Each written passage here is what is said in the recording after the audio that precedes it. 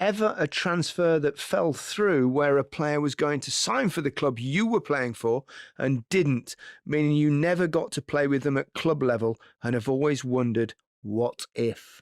Roy Keane at Blackburn. I remember being out in Southport with Kenny. I think it was the year after I signed, and Kenny and his wife came in and said, "There's a really, really good opportunity, good chance we're going to sign Roy Keane." And then about 3 hours later, Kenny come back in with a face like thunder. He'd obviously just got the news from Roy that he was going to sign for Manchester United. Oh dear! You can imagine what Roy would have done for our team at Blackburn as well, the same as what he did for Man United. But never mind. I remember at Spurs when I joined them and talking to Terry Venables, and he was saying if we could just get another couple of players, and I was talking to Terry, and we thought Peter Beardsley, we might be able to prize him out from your mob, right? And but didn't quite happen, which was I was really disappointed because I had that amazing relationship with Peter Beardsley on the pitch, and he was such a great player to play with. I was absolutely gutted on that one.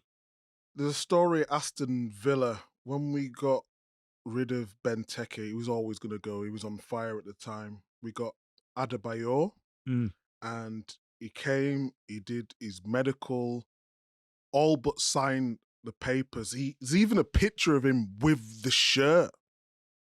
And the reason why he didn't sign that day, so he's done a picture with the shirts and he's going to sign in the morning. He had a dream that night that he was making the wrong decision. I don't know, that the higher power or someone told him it's the wrong move for him to come to Aston Villa, so they didn't turn up the next day. Pity you didn't have that dream. You sure he didn't have a nightmare that he had to play with Micah Richards again? That actually takes me on to one from John Spring. He says, I felt so sorry seeing the footage of Paulinho after his transfer to Bayern Munich collapse. What's it like for a player when that happens and they have to go back to the club they were leaving? Also, how does that work in the dressing room when everyone else knows he wanted to go?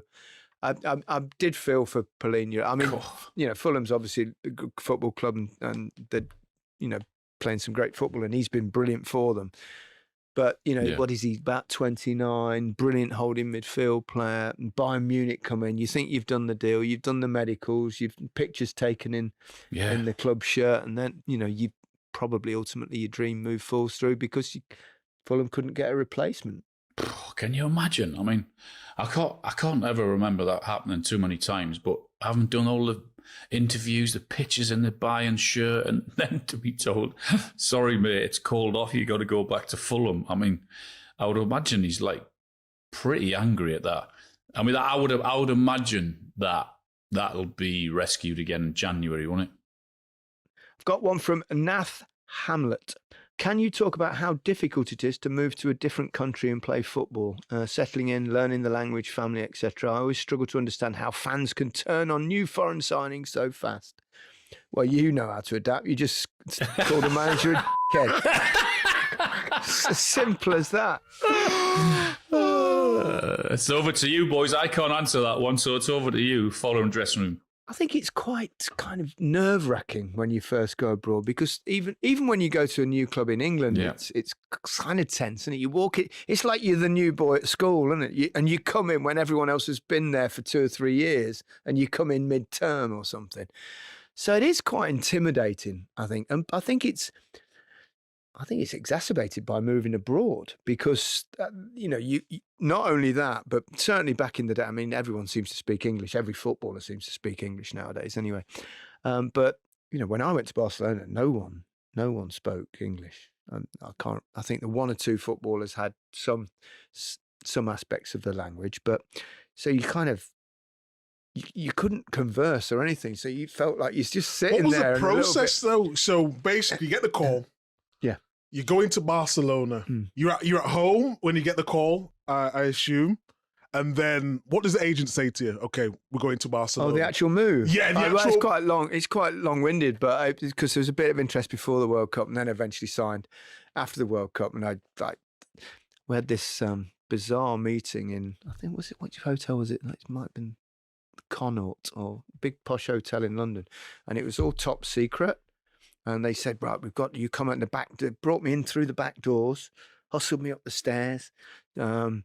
And then in this room, there was Terry Venables, and who's then manager of Barcelona, Joan Gaspart, the vice president of Barcelona.